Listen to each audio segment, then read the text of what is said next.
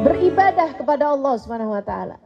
Dan dalam masa kamu hidup untuk ibadah, kamu udah paham bahwa hidupmu adalah untuk ibadah. Sambilan kamu menjalani kehidupan yang untuk ibadah tersebut, kamu seolah-olah menyaksikan Allah. Bukan kamu melihat Allah, tapi seolah-olah melihat Allah Subhanahu wa taala. Apa sih Ustazah seolah-olah melihat Allah tuh kayak apa? Teman-teman saudara sekalian yang saya muliakan. Ya, kalau ada orang belum pernah ketemu saya, tapi dia pernah baca buku saya. Begitu kan? Ketika dia baca buku saya, tuh dia rasanya kayak seolah-olah melihat saya. Karena pasti tuh, dia punya gambaran tentang saya. Kan gitu? Oh, Ustaz Haliman bisa nulis buku, kata-katanya mudah difaham, misalnya gitu. Jadi dia punya gambaran tentang saya, walaupun belum pernah melihat saya gitu. Atau misalnya, dia pernah mendengar suara saya, emang banyak tersebar ya. Buka di YouTube, buka di Instagram, banyak dengar suara. Dia nggak pernah melihat saya, tapi dia yakin sama saya. Dan kalau dia sering gitu, hari-harinya itu dengerin suara saya, dia kayak sedang bersama dengan saya, kayak melihat saya, kayak mendengar saya. Kayaknya kayak suara saya jadi terngiang-ngiang, kan begitu. Ada banyak tuh ibu-ibu cerita, Ustazah, saya tuh setiap nyetrika, saya sambilan dengerin Ustazah. Jadi saya temen nyetrika nih rupanya ya. Masya Allah. Teman-teman sekalian saya muliakan, itu namanya orang yang merasakan kehadiran dan seolah melihat. Itu sekalian yang saya muliakan, di antara hamba-hambanya Allah Subhanahu wa taala, itu ada orang-orang yang mereka tentu saja tidak melihat Allah dengan pandangan mata, karena memang Allah itu innahu yudrikul absar wala yudrikuhul absar. Sesungguhnya Allah Subhanahu wa taala itu melihat segala sesuatu, akan tetapi mata kita ini tidak ada yang sanggup, tidak memungkinkan untuk memandang pada Allah Subhanahu wa taala. Dia tentu saja tidak melihat Allah dengan matanya, teman-teman. Akan tetapi ketika dia melihat hembusan angin, dia tahu yang menghembuskannya adalah Allah. Ketika dia lihat awan, dia tahu yang menggerakkannya adalah Allah. Ketika dia lihat matahari terbit, dia tahu bahwa yang menerbitkannya adalah Allah. Ketika dia lihat siapapun, dia tahu bahwa semua adalah hambanya Allah. Ketika dia lihat suaminya, dia tahu bahwa suaminya adalah jodohnya dari Allah SWT. Ketika dia lihat anak-anaknya, dia tahu bahwa anak-anaknya adalah hadiah dari Allah SWT, amanah, titipan dari Allah SWT. Ketika dia lihat orang tuanya, dia tahu bahwa orang tuanya adalah amanat dari Allah SWT untuk dia berbakti kepadanya. Maka melihat siapapun dia ingat Allah, maka melihat apapun dia seolah-olah menyaksikan Allah. Begitu teman-teman, seolah-olah menyaksikan Allah. Teman-teman saudara sekalian yang saya muliakan, hamba-hamba tercinta di sisi Allah SWT menyaksikan Allah pada apapun. Disinilah letak bagusnya hati.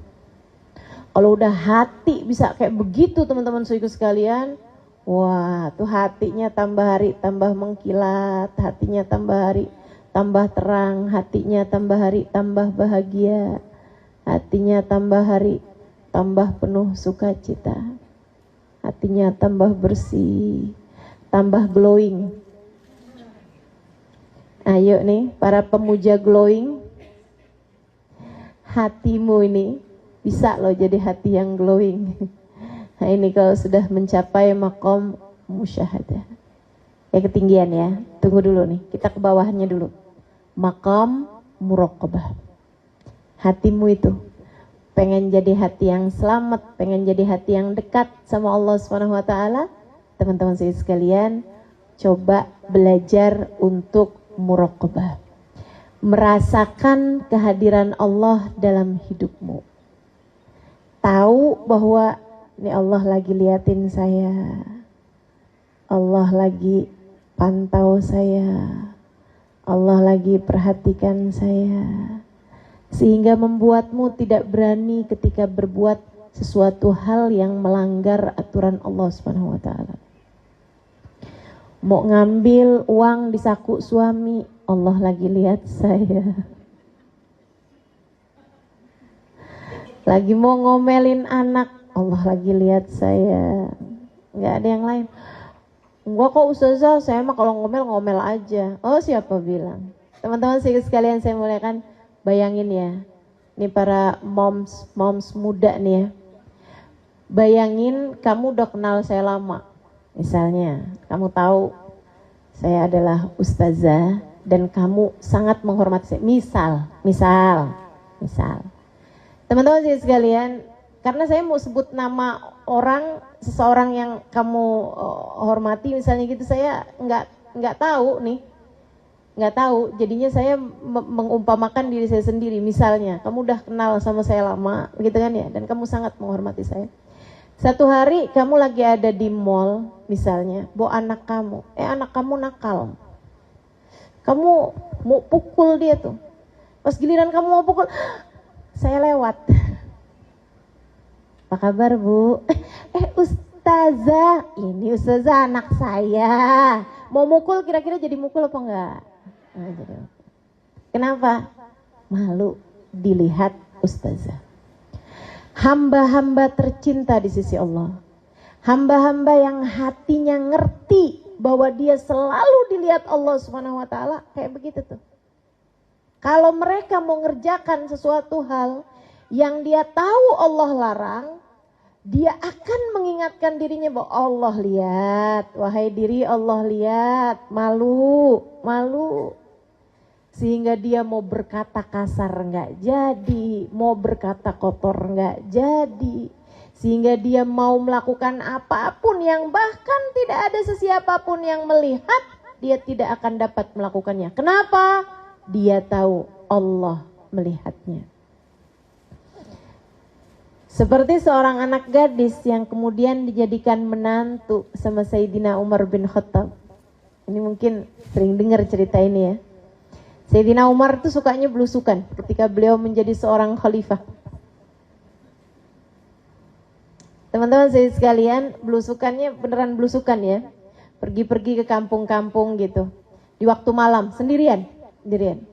Untuk beliau tahu keadaan negerinya. Karena Sayyidina Umar mengatakan, idza dha'a ibil fi mulki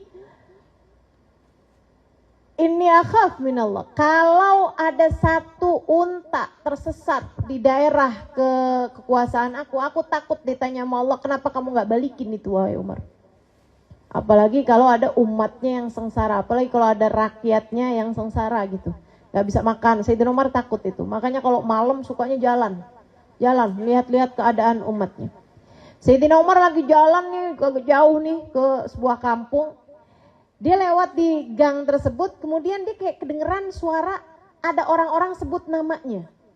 Teman-teman sekalian, sehingga Sayyidina Umar kemudian kayak pengen denger gitu, apa sih? Orang lagi sebut apa sih gitu. Teman-teman sekalian, di dalam rumah tersebut ternyata ada seorang ibu penjual susu yang sedang berkata kepada anaknya begini nih. Nak, susu kita udah kamu perah, sudah mah? Susu dari unta gitu ya, susu dari kambing itu udah kamu perah? Sudah mama. Tapi hasilnya sedikit mah. Oh kalau gitu campur saja dengan air. Kamu campur saja dengan air. Susu itu biar banyak, jadi kita jualnya banyak, jadi kita punya hasil yang cukup banyak. Dia bilang, mama saya nggak berani campur susu itu dengan air. Kenapa gitu nak? Fa inni sami'tu Amirul Mukminin, karena aku dengar Amirul Mukminin berkhutbah beberapa waktu yang lalu, siapa yang mencampur susu dengan air di dunia, Allah akan minta dia untuk memisahkan susu dari airnya di akhirat. Mama, kita nggak segabut itu mah di akhirat. Kayak apa mah kalau disuruh pisahkan susu dari airnya gitu. Jangan dah mah, gak usah ya mah ya. Kata mamanya gini, udahlah campur sajalah susu itu dengan air nak, biar banyak kan, jadi kita punya cukup uang untuk kita makan besok. Kata anaknya, ma saya nggak berani melakukannya. Mamanya bilang, nak udahlah campur aja. Alaisa amiril mu'minin la yarona, bukannya amiril mu'minin Umar bin Khattab juga nggak denger kita, nggak lihat kita gitu. Padahal tuh Amirul Mukminin Umar bin Khattabnya lagi di depan rumah kebetulan. Lagi dengerin itu.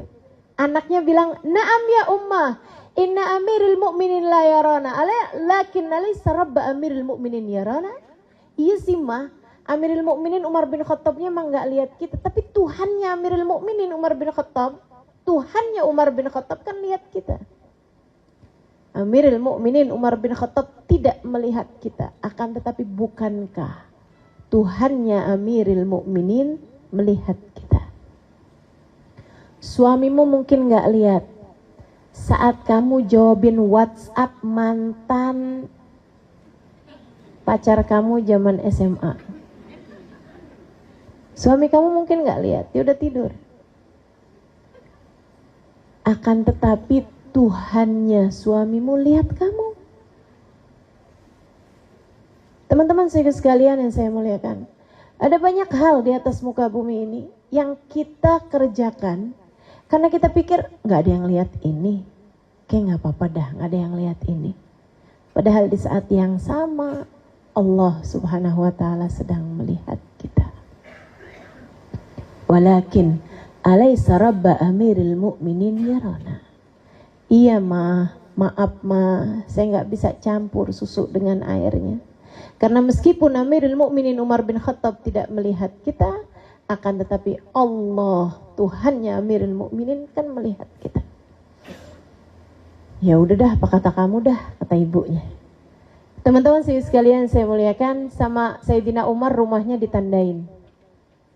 Besoknya Sayyidina Amirul Mukminin Umar bin Khattab datang ke situ, kemudian tanya-tanya, ini rumahnya siapa? Sebutin.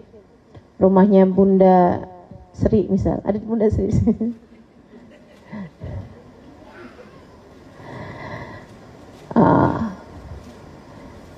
Dia punya suami, enggak, suaminya udah meninggal. Dia janda, punya anak satu. Oh, anaknya umur berapa? Umur sekian belas tahun, misalnya gitu ya. Sudah menikah? Belum, anaknya belum menikah. Karena mereka mungkin keluarga miskin, begitu kan ya. Dan juga nggak punya saudara laki-laki. Biasanya kan kalau perjodohan kan dijodohkan sama teman saudaranya gitu. Nah ini karena dia begitu makanya belum menikah. Baik. Nggak pakai lihat tampang anaknya seperti apa, tampang perempuan itu seperti apa. Sayyidina Umar bin Khattab pulang ke rumahnya, dia kumpulin anak-anak bujangnya, anak-anak lelakinya. Kata Sayyidina Umar bin Khattab, saya sudah menemukan calon menantu buat saya. Siapa di antara kalian yang mau menikahinya, saya akan menikahkan dia dengannya. Anaknya nanya, dia siapa ayah? Ayah nggak tahu juga namanya siapa. Tapi ayah tahu tempat tinggalnya. Orangnya kayak gimana ayah? Orangnya takwa sama Allah Subhanahu Wa Taala. Wajahnya seperti apa ya? Ayah belum lihat juga wajahnya kayak apa. Masya Allah. Itu anaknya bermikir kan, iya kalau dapet cakep, kalau enggak. Iya kalau bener nih, kalau ternyata kupingnya 3. Jadi mereka masih maju mundur. Ada anaknya satu, kabarnya yang namanya Asim, tuh angkat tangan. Lebek ya abah. Kalau gitu saya aja deh bah, kawinkan saya sama dia. Dikawinkan teman-teman saudaraku sekalian. Ini namanya kawin dengan takwa nih ya. Nggak pakai lihat apa-apa. Cuman lihat hati seorang perempuan yang telah mengenal muraqabah. Hati seorang perempuan yang telah tahu bahwasanya apapun yang dia lakukan di atas muka bumi ini, Allah melihatnya. Dinikahkan sama Sayyidina Umar. Dapat anak. Salah satu anaknya ada yang namanya Abdul Aziz. Kemudian anaknya ini sesudahnya gitu ya melahirkan seorang anak yang bernama Umar bin Abdul Aziz, dianggap sebagai pembaharu Islam kurun pertama. Sebab Islam ini setiap 100 tahun ada pembaharunya. Nah, pembaharu Islam kurun pertama itu seorang laki-laki khalifah Amirul Mukminin yang sangat adil, teman-teman sekalian, namanya Umar bin Abdul Aziz. Mungkin teman-teman juga pernah dengar namanya. Itu adalah seorang yang sangat alim, sangat sukses membawa Islam kepada peradaban yang sangat tinggi sekali. Sedikit sekalian yang saya muliakan, ini nih, orang tuh kalau istri takwa, suami takwa, lahir anak-anak soleh-soleha. Makanya teman-teman kalau tanya gitu kan, gimana sih caranya punya anak yang soleh-soleha? Silahkan solehahkan dirimu, insya Allah anak-anakmu akan layak Allah Subhanahu wa Ta'ala jadikan sebagai anak-anak yang soleh dan soleh.